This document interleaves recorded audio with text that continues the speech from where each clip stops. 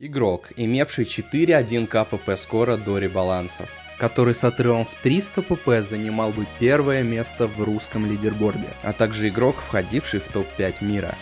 Акалибет.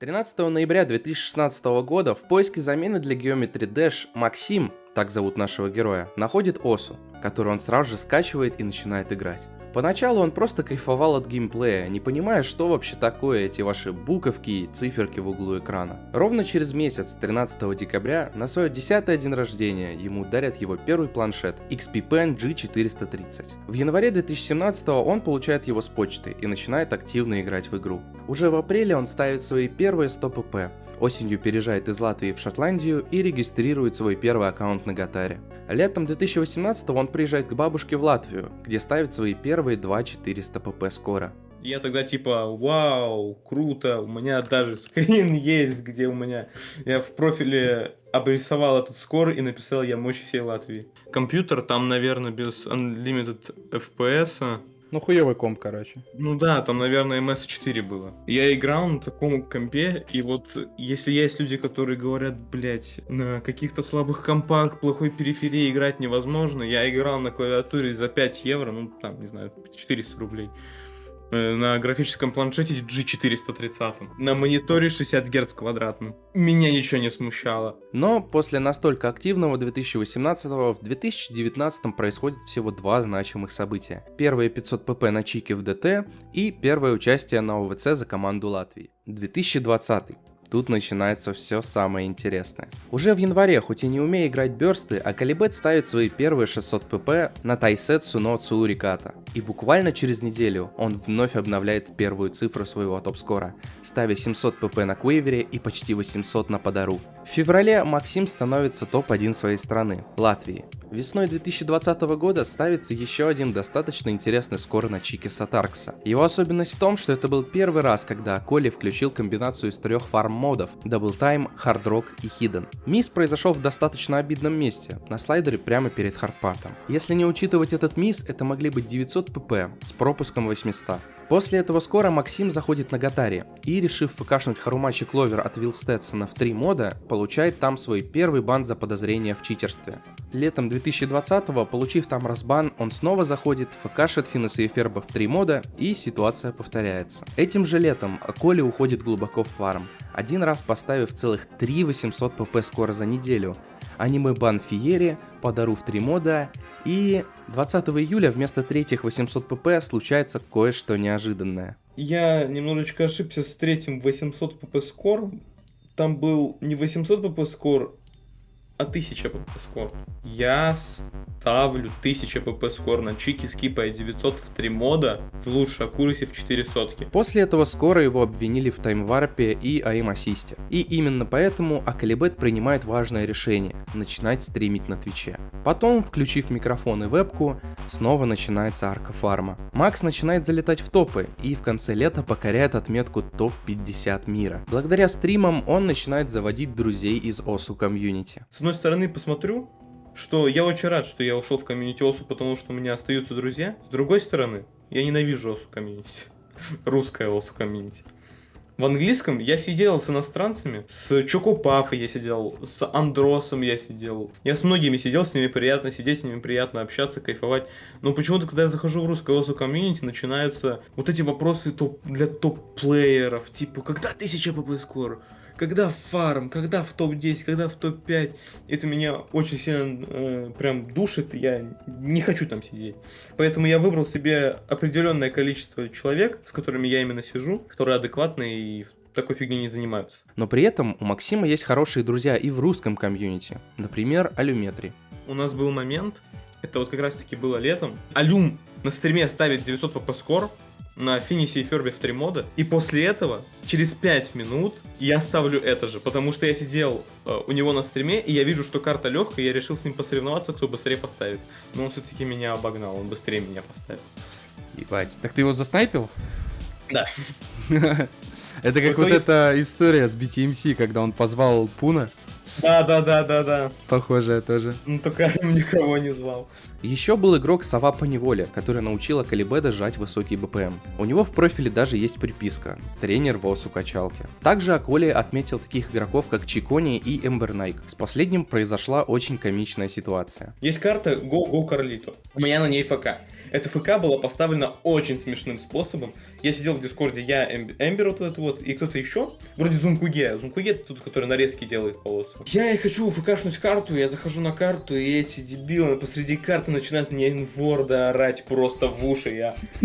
И в итоге я ФКшнул та карту. Я смог этим траем, когда мне они орут в уши, вот эти энворды, банворды, я ФКшнул карту. Вот это на заметку берите. Как нервы убрать. Осень 2020 года. Примерно тут начинается глава активного участия Аколи на турнирах.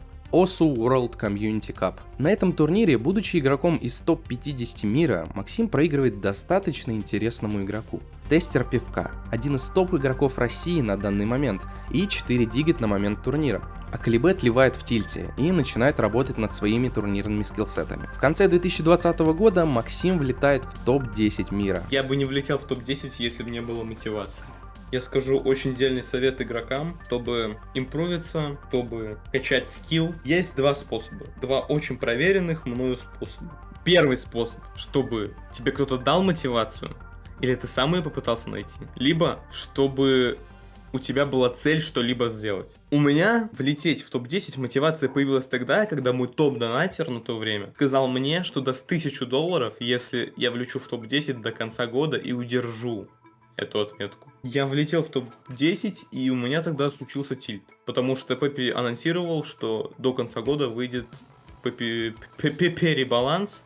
И мне очень повезло, потому что Пеппи перенес на январь, и я получил свои деньги. Я был тогда очень рад. Уже весной 2021 года Акалибет начинает регаться на турниры, чтобы показать всем, что он не тряпка. Он выигрывает свой первый турнир – Gacha Cup 2. За ним он выигрывает в OSU Masters Russia. Я мечтал, чтобы в какой-то игре или где-либо, вообще, может, в реальности, меня в чем-то недооценили, но я потом просто появился из ниоткуда.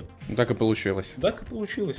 В сезоне весна-лето Акалибет вместе с Калидеоном, Эфиксом и Дедлайном регаются на турнир Speed Cup, где занимают 8 место. В мае Максим ставит свои вторые 1 КПП, ФКшнув Прима Стеллу в 97,5%. С этим скором тоже есть достаточно смешная история. Интересный факт про этот скор, что я в тот день впервые попил кофе в своей жизни, прям кружку кофе выпил. И я в тот день поиграл с Роблоксой в Plants vs Zombies по кооперативу на эмуляторах, и мне кажется, это баф дал. Осенью 2021 от топ-донатера со стрима приходит баунти на $300, суть которого в том, что деньги получит тот, кто первый заберет топ-5, Акалибет или Нян Потата. В этот момент Макс почти не фармил, но, получив такую мотивацию, принял этот вызов. Он смог нафармить примерно 300-400 чистых ПП, поставив 2000 ПП скора и 3900 ПП скора. Таким образом, он смог выиграть этот челлендж. Наступает наше время, 2022 год, январь.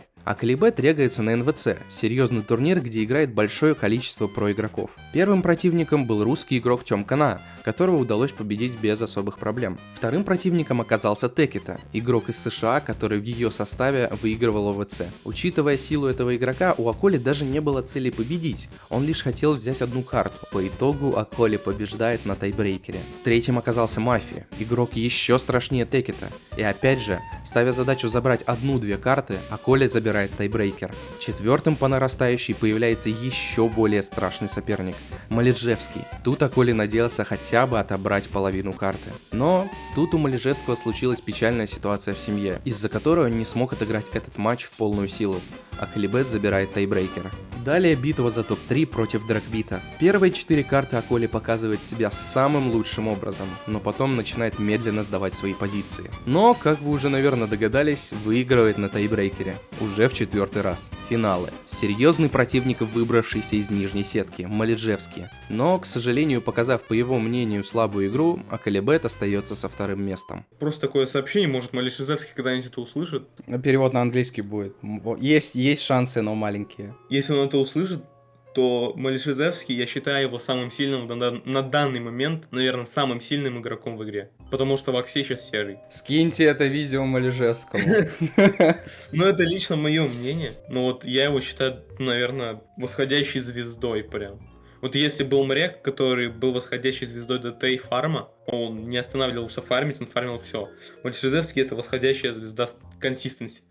Он умеет все играть в хиден, абсолютно все. Он умеет играть ХДХР, он умеет играть ДТ, у него есть жимка, у него Ваксей номер 2 только с хидненом. Май 2022. Мы записываем этот ролик, собираем информацию. Я задаю совершенно рядовой вопрос по поводу ролика, и Акалибет говорит мне одну очень интересную фразу. Какого-то настроения такого вот прям фармить, как в 2020 году, нету. Сегодня, 18 мая, я пишу Акалибеду с вопросом по ролику. Чел просто без особых эмоций отвечает мне вот это. Да, на момент создания этого видео он поставил 1100 pp на Призма Стелле, перепрыгнув отметку в 1000 pp. Все прошлые 1 КПП скоры съели ребалансы. Это 14 1100 pp скор в мире. И если не учитывать Мрека, у которого их сейчас 8, забыть про Мирами, у которого их 4, то можно сказать, что он второй человек в мире, сделавший это. На этом и заканчивается история Акалибеда. На данный момент он имеет 6-е место в мире, апнувшись на 3 ранга после этого скора. Буквально за 2 года Акалибед с обычного ДТ-фармера в топ-50 превратился в 4-го в мире, имеющего 1100 pp скор. Кто знает, может через пару лет мы сможем увидеть, как впервые за много лет русскоязычный игрок занимает место в топ-3 мира. Все благодаря упорству и бесконечному поиску мотивации, чтобы стать лучше. Спасибо за просмотр.